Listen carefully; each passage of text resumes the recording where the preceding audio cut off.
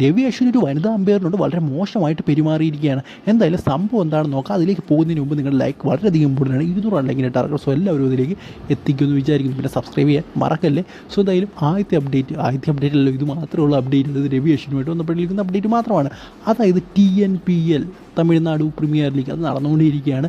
എന്തായാലും ഇന്നലെ നടന്നൊരു മാച്ചിൽ നമ്മുടെ രവി അശ്വിൻ ഒരു അമ്പയറിനോട് വളരെ മോശമായിട്ട് പെരുമാറിയിരിക്കുകയാണ്.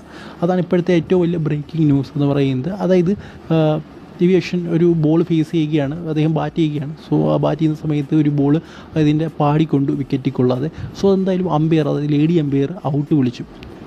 ബട്ട് റിയാലിറ്റി എന്ന് പറയുന്നവരയിൽ റിവ്യൂ ഒന്നും ബാക്കിയില്ലായിരുന്നു. സോ അങ്ങനെ അശ്വിൻ ഔട്ടായി പുറത്തേക്ക് പോവുകയാണ്.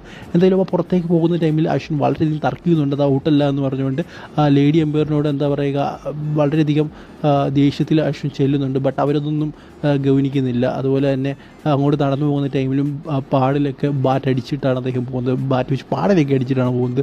സോ അങ്ങനെ ഭയങ്കര ദേഷ്യത്തിലാണ്, അതുപോലെ തന്നെ വളരെ മോശമായിട്ട് പെരുമാറിയിട്ടുമാണ് അദ്ദേഹം അകത്തോട്ട് പോകുന്നത്. ബട്ട് റിയാലിറ്റി എന്ന് പറയുന്നത് നോട്ട് ഔട്ടായിരുന്നു. അത് പാടെ തട്ടി വെളിയിലോട്ട് പോവുകയായിരുന്നു ബോൾ.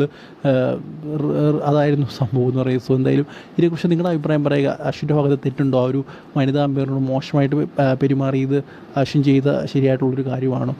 പിന്നെ അമ്പയറിൻ്റെ ഭാഗത്ത് ഉറപ്പായിട്ട് തെറ്റുണ്ടെങ്കിൽ പോലും നമുക്കറിയാം DRS ബാക്കിയ സമയത്ത് ചിലപ്പോൾ അമ്പയർമാർക്ക് അത് പറ്റിപ്പോവും. നിങ്ങളുടെ അഭിപ്രായം കമൻറ്റ് ബോക്സിൽ. അടുത്ത വീഡിയോയിൽ കാണാം. Good bye.